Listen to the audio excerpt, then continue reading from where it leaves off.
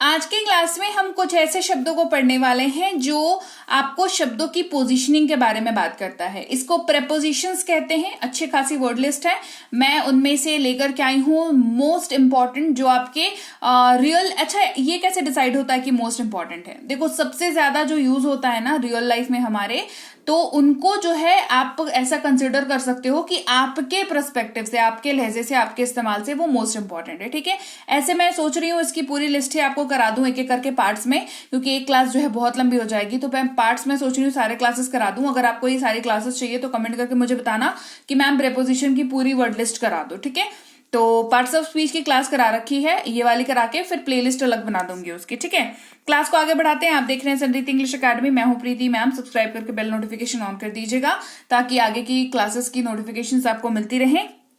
और अब क्लास को शुरू करते हैं। सबसे पहला शब्द है ऑन, जो इस्तेमाल होता है पर के जगह पर। ठीक है, पर जो है हम हिंदी जब बोलते हैं तो हम लोग पर जो है कई बार ये लगाने के लिए बोलते हैं ना, पॉज लगाने के लिए, पर तुमने ऐसा क्यों किया, पर उसने ऐसा क्यों बोला। ठीक है, तो ये वो पर नहीं है। ठीक है, ये है किसी चीज के बारे में जो किसी दूसरी चीज से संबंधित हो। जैसे जब कोई चीज दूसरी चीज को टच करती हुई हो तो हम ऑन और उसके रखने का पोजीशन की हम बात करें, उस पर्टिकुलर चीज के पोजीशन की बात हम करें तो हम ऑन का यूज करते हैं। जैसे बुक मेज पर है ना, the book is on the table. Clear, the book is on the table. Over, ऊपर या के ऊपर, है ना, इसको यूज करते हैं। लेकिन आपको ये समझना होगा कि हर वाक्य जहां पर ऊपर का इस्तेमाल हो रहा है, आप हर उस वाक्य में ओवर का यूज नहीं कर सकते, बिकॉज इसकी यूजेज के हिसाब से वर्ड्स अलग अलग है इंग्लिश में। ठीक है, कैसे? ओवर हम तब यूज करेंगे जब दो चीजें जो हैं, जिन दो चीजों के बारे में आप बात कर रहे हो, वो एक दूसरे को टच नहीं कर रही हैं। जब कोई चीज टच ना करे, टच जब नहीं कर रही है तब बात करेंगे। ठीक है, जैसे पंखा मेरे सिर के ऊपर है, the fan is over my head. तो यहां पे मैं किसकी बात कर रही हूं? अपने सर की बात कर रही हूं और अपने सर के ऊपर लगे पंखे की बात कर रही हूं। राइट, तो पंखा मेरे सर के ऊपर है तो सही, पर वो लग नहीं रहा मेरे सर को। हाँ, अब टूट के गिर जाए वो अलग बात है, बट अभी फिलहाल एज ऑफ नाउ जो कंडीशन है, जो सिचुएशन है, पंखा मेरे सिर के ऊपर तो है पर लग नहीं रहा मेरे को आकर के। तो यहां पर इसको डिस्क्राइब करने के लिए हम ओवर वर्ड का यूज करेंगे। फिर है इन, जिसका इस्तेमाल होता है जब भी आप में का बात करते हो, जब भी आप हिंदी में यूज कर रहे हो। लेकिन आपको यहाँ पे भी ध्यान देना होगा। ठीक है, कैसे ध्यान देना होगा? जैसे आप लोकेशन के बारे में बता रहे हो कि मोना पुणे में रहती है, Mona lives in Pune, Mona lives in Pune. ठीक है, फिर यूज होता है जब कोई सामान दूसरे सामान के अंदर हो, है ना, it is in the box. In the box मतलब बॉक्स के अंदर है, बॉक्स के अंदर है, इन द बॉक्स। ठीक है, इस तरीके से इनको हम लोग यूज करेंगे इंग्लिश में। फिर दूसरा वर्ड है हमारे पास इनटू, INTO, इनटू। इसका मतलब होता है में, के अंदर और भीतर। ये तीनों में से कोई भी वर्ड अगर आप अपने यूज कर रहे हो हिंदी में, तो उसके इंग्लिश में इनटू का यूज करेंगे, सिर्फ एक कंडीशन को ध्यान में रखते हुए। वो कंडीशन क्या है कि जब कोई चीज किसी एक चीज से किसी दूसरी चीज में जाए, है ना, कोई एक चीज जो है किसी एक जगह पर है, वहां से उठ करके वो दूसरी चीज में चली जाए, तो इनटू का यूज करते हैं। उदाहरण देखोगे तो बेटर समझ में आएगा। जैसे मेंढक कुएं में कूद गया। राइट, अब देखो मेंढक कहाँ बैठा हुआ था भैया? कुएं के बाहर बैठा हुआ था, किनारे पे बैठा हुआ था। तो अभी वो किनारे से कुएं के अंदर कूद गया।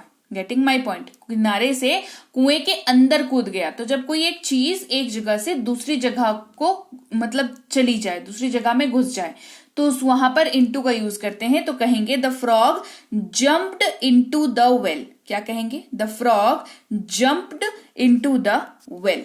आगे बढ़ेंगे। के अंदर, के भीतर, विद इन वर्ड का यूज करेंगे। विद इन अंतर्गत से आप समझ सकते हो कि विद इन कहां पर यूज होगा। ठीक है, के अंदर या के भीतर इसका मतलब तो होता है, लेकिन ये लिमिट को सेट करता है, अंतर्गत है ना, लिमिट को सेट करना। जैसे आपने 2 डेट्स अगर बोली हैं तो विदिन जैसे हम लोग कहते हैं ना विदिन 2 डेज, है ना, विदिन 2 डेज मतलब आपने लिमिट सेट किया, पहला दिन दूसरा दिन, यही लिमिट है, इसी दोनों दिन के बीच में करनी है, नहीं तो फिर वो काम नहीं होना है। ठीक है, जैसे मैं इस काम को 4 दिनों के अंदर पूरा करूंगा, तो 4 दिन की हमने लिमिट सेट कर दी। क्या कहेंगे, I will finish this work within 4 days, right. न 4 दिन से पहले न 4 दिन के बाद, हमने क्या करा, लिमिट सेट कर दिया, कहा कि 4 दिन के अंदर अंदर पूरा कर देंगे, है ना, 4 दिन के अंदर अंदर पूरा कर देंगे, तो हमने लिमिट को सेट किया। लिमिट हमारी क्या है, 4 दिन, है ना। तो 4 दिन के अंदर तीसरे दिन भी खत्म हो सकता है, दूसरे दिन भी खत्म हो सकता है, लेकिन 4 दिन से ज्यादा जाने का चांस नहीं है, क्योंकि हमने लिमिट सेट करी हुई है ना। इसीलिए विदिन वर्ड का हमने यूज किया, I will finish this work within 4 days. आगे बढ़े चलिए, नीचे, के नीचे या अधीन, वर्ड यूज होता है अंडर का। देखो नीचे तो ऐसा नीचे या के नीचे जो है वो तो प्लेसमेंट को लेकर के यूज होता है कि हाँ बिल्ली जो है टेबल के नीचे है, चूहा जो है वो पलंग के नीचे है, ऐसे बात करते हैं। लेकिन अधीन के जगह पर अंडर का जब यूज होता है, अंडर मतलब अधीन के जगह पर भी आप अंडर का यूज करते हैं। यहां पर जो है वो अधीन किसी चीज के प्लेसमेंट को लेकर के नहीं होता है, यहाँ रैंक पोजिशनिंग को लेकर के यूज होता है। जैसे कहते हैं ना कि अरे वो मेरे अंडर काम करता है ना, मेरे अधीन काम करता है, मेरे अंडर काम करता है ना, जूनियर टू मी है, मेरे अंडर काम करता है। ठीक है, तो यहाँ पर इस तरीके से भी अंडर का यूज करते हैं। जैसे बिल्ली मेज के नीचे है, the cat is under the table. ये तो सिंपल है कि भैया बिल्ली जाके टेबल के नीचे बैठ गई, तो हमने कहा the cat is under the table. किसी ने पूछा बिल्ली कहाँ है, कहेंगे the cat is under the table. Clear हो गया। इसके अलावा वो मेरे अधीन काम करता है, अगर आपको कहना हो तो कहेंगे he works under me, he works under मी, वो मेरे नीचे काम करता है। कहते हैं ना कि वो मेरे से जूनियर है। देखो कहने का ना तरीका होता है, एक तो आप कह सकते हो बदतमीजी से कह सकते हो कि अरे क्या बोलते हैं, वो तो मेरे नीचे काम करता है, वो मैं, है ना, इस तरीके से लोग बहुत मतलब पोलाइटली नहीं कहते हैं इस चीज को। आप he is junior to me कह सकते हो, सेम मैसेज कन्वे होगा। आप कह सकते हो ही वर्क्स अंडर मी, वहां पर भी सेम मैसेज ही कन्वे होगा। ठीक है, तो ऑलवेज ट्राई कि भले आपसे आपके अंडर काम कर रहा हो या कर रही हो, बट ऑलवेज मेक श्योर कि ह्यूमन है हम लोग, है ना, हमें सबकी रिस्पेक्ट करनी चाहिए। चलिए आगे बढ़ते हैं। अगला वर्ड है कब यूज होगा, जब किसी भी वाक्य में आप का, के या की का यूज करेंगे। ठीक है, तीनों में से कोई भी यूज करेंगे ना तो ऑफ का यूज कर लेंगे, और का, के, की ना ये कंप्लीटली डिपेंड करता है कि आप कौन सा वाक्य यूज कर रहे हो, और विषय वस्तु के ऊपर डिपेंड करेगा, का लगेगा, की लगेगा, के लगेगा, क्या लगेगा। ठीक है, जैसे किताब का कवर है ना, कहेंगे कवर ऑफ बुक, वहां पर वो वाला ऑफ लगेगा। ये है ऑफ, जिसका मतलब होता है बंद। क्या चेंज हुआ, वहां पर सिंगल एफ था, यहां पर डबल एफ हो गया। ठीक है, एक, लेकिन इसका मतलब हो गया बंद, क्लोज, है ना, बंद हो गया इसका मतलब। जैसे लाइट बंद कर दो, कहा हमने switch off the light, switch of the light. आपने बहुत किसी को सुना होगा बोलते हुए कि अरे आज मेरा ऑफ है ना, तो आपने कभी सोचा है कि वो कौन सा ऑफ लगा रहा है, ओ डबल एफ लगा रहा है कि ओ एफ लगा रहा है? मैं बता दूं, वो ओ डबल एफ लगा रहा है, क्योंकि वो बंद, क्लोज, छुट्टी के बारे में बात कर रहा है, तो वो ओ डबल एफ लगा रहा है कि आज मेरा ऑफ है। दोनों का ना स्पेलिंग में बहुत माइनर डिफरेंस है, क्योंकि मतलब कंफ्यूजन वाला डिफरेंस है, माइनर तो नहीं, मेजर डिफरेंस है, बट कंफ्यूजन वाला डिफरेंस है। एक में एक एफ लगता है, एक में डबल एफ लगता है। ठीक है, और बहुत ज्यादा मतलब हम लोग यूज टू भी नहीं है इस तरीके के स्पेलिंग से। ठीक है, जैसे एक कौन सा है हमारे पास, एक ऑफ है, एक टू है। ठीक है, ये दोनों हैं, तो इसमें कंफ्यूजन होती है लोगों को, लेकिन आपको नहीं होनी चाहिए, क्योंकि आप मेरी वाली क्लास अटेंड कर रहे हो। और दूसरी बात क्या है ना, उच्चारण दोनों का सेम है, ऑफ है ना, जैसे टू का उच्चारण सेम है, यहाँ पर भी उच्चारण जो है वो सेम है। तो इस वजह से कई बार जो है लोगों को कंफ्यूजन हो जाती है, बट आप याद रखना कि ऐसे याद रखो ना इसको, जहां पे एफ अगर ज्यादा लगा है इसका मतलब है वो बंद के बारे में बात कर रहा है। ठीक है, चलो अगला है से, जिसका मतलब होता है फ्रॉम, और आप कहां से बिलोंग करते हैं ये बताने के लिए आप कहीं पे किसी भी वर्ड में, वाक्य में अगर से का यूज कर रहे हो ना, जैसे वह दिल्ली से आया है, he has come from Delhi, है ना, सोमवार से शुक्रवार, मंडे टू फ्राइडे, है ना। इस तरीके के वाक्यों में फ्रॉम का यूज होता है। अच्छा नहीं, मंडे टू फ्राइडे हुआ तो टू की जगह पर भी से का यूज होता है, लेकिन जब आप लोकेशन की बात करोगे तो उसके जगह पर देखो से का क्या हो गया, से के जगह पर टू और फ्रॉम दोनों यूज हो सकता है, राइट। लेकिन लोकेशन की बात करेंगे तो फ्रॉम लगाएंगे और हम लिमिट की बात करेंगे तो टू लगाएंगे, ठीक है। जैसे वो दिल्ली से आया है, he has come from Delhi, और सोमवार से शुक्रवार, मंडे टू फ्राइडे, ठीक है, दोनों बता दिया। चलो, के लिए इस्तेमाल करेंगे शब्द फॉर का। इसकी तो कॉन्सेप्चुअल वाली क्लास में मैं फॉर के ऊपर अलग से करा चुकी हूं, देख लेना उसको, ठीक है। जैसे ये उसके लिए है, दिस इज फॉर हिम, ये उसके लिए है, दिस इज फॉर हिम। बता दूं, हिम जो है वो पुरुष के लिए यूज होता है। इसी जगह पर अगर किसी महिला की बात करनी होती तो हम लोग हर वर्ड का यूज करते हैं, दिस इज फॉर हर, ठीक है। चलो, साथ के साथ या साथ में इस्तेमाल करते हैं शब्द विथ का। किसका यूज करते हैं? विथ का यूज करते हैं। जैसे मैं अपने दोस्तों के साथ खेलता हूं, I play with my friends. तो जहां पर भी साथ की बात आती है ना, वो अपने माता पिता के साथ आया, मैं अपने दोस्तों के साथ खेलता हूं, ठीक है, वहां पर हम विथ का, एसोसिएशन की जहां पर बात होती है तो हम लोग विथ का इस्तेमाल करते हैं। क्लियर हो गई बात। फिर है द्वारा, के द्वारा, से या के जरिए से इस्तेमाल करते हैं शब्द बाई का, ठीक है। देखो, द्वारा या के द्वारा बहुत ज्यादा प्रैक्टिकली हिंदी में हम लोग यूज नहीं करते हैं, हम लोग यूज करते हैं से, है ना। से के जरिए से का भी यूज उतना नहीं करते हम लोग, है ना, तो हम लोग से का ही मोस्टली यूज करते हैं। जैसे वो बस द्वारा आया, आपने आखिरी बार ये लाइन कब बोली थी, बोली है क्या कभी? ट्रेन द्वारा आया, प्लेन द्वारा आया, कार द्वारा आया, नहीं बोलते हैं ना हम लोग, बोलते हैं अरे बस से आया, अरे ट्रेन से आया, अरे प्लेन से आया, कार से आया, है ना, ऐसा बात करते हैं। इसीलिए मैंने कहा द्वारा, के जरिए से बहुत ज्यादा प्रैक्टिकल वर्ड्स नहीं है, हिंदी में भी हम लोग यूज नहीं करते हैं। हम लोग हिंदी में से का यूज करते हैं, बट आप से का यूज करो, द्वारा का यूज करो, के द्वारा का यूज करो, के जरिए से का यूज करो। इंग्लिश में आपको बाय का यूज करना है। ही came by bus, he came by flight, he came by train, he came by car, ठीक है, आप इन सबको यूज कर सकते हो। फिर है विरुद्ध या के खिलाफ, इस्तेमाल करते हैं अगेंस्ट का, और ये हर उस बंदे के लिए आप यूज कर सकते हो जो आपके खिलाफ है, ठीक है। खिलाफ का मतलब तो समझते ही हो ना हिंदी में। वो हमेशा मेरे विरुद्ध शिकायत करता है, he always complains against me, he always complains against me.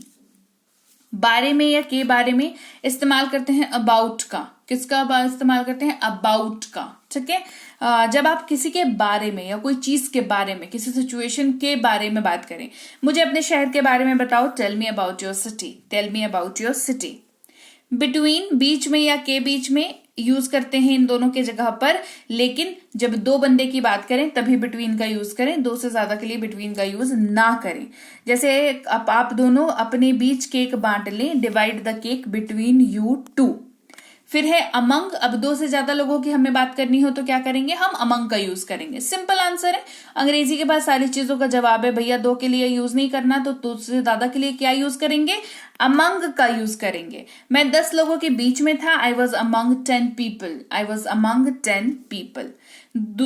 Through इस्तेमाल करते हैं से या द्वारा के माध्यम से। जब कोई एक चीज दूसरी चीज से होकर के गुजरे तो गुजरे फिर निकल जाए, समझ रहे हो बात को, सिर्फ गुजरे नहीं, सिर्फ घुस नहीं जाए, निकल भी जाए, तो थ्रू का यूज करते हैं। जैसे पानी पाइप से गुजर रहा है, water is passing through the pipe, पानी इधर उधर से नहीं जा रहा, पाइप से होते हुए वो निकल रहा है। तो पाइप जो है वो मीडियम है उसका, तो हमने थ्रू का यूज किया। तो याद रखना, मीडियम जिससे ट्रैवल करके कोई चीज जो है जाती है, वो जो है वहां पर थ्रू का यूज करते हैं। जैसे जिंदगी जो है गमों के सागर में तैरते हुए जाती है, हम लोग कहते हैं ना कि अरे आजकल मेरी जिंदगी जो है ना बहुत दिक्कत से गुजर रही है, राइट। तो वहां पर भी थ्रू का, I am like my life is going through troubles, इस तरीके से हम लोग इसका यूज करते हैं, ठीक है। अबव, ऊपर या से ऊपर, किसी सतह के ऊपरी स्तर के ऊपर की बात करेंगे तो अबव का यूज करेंगे।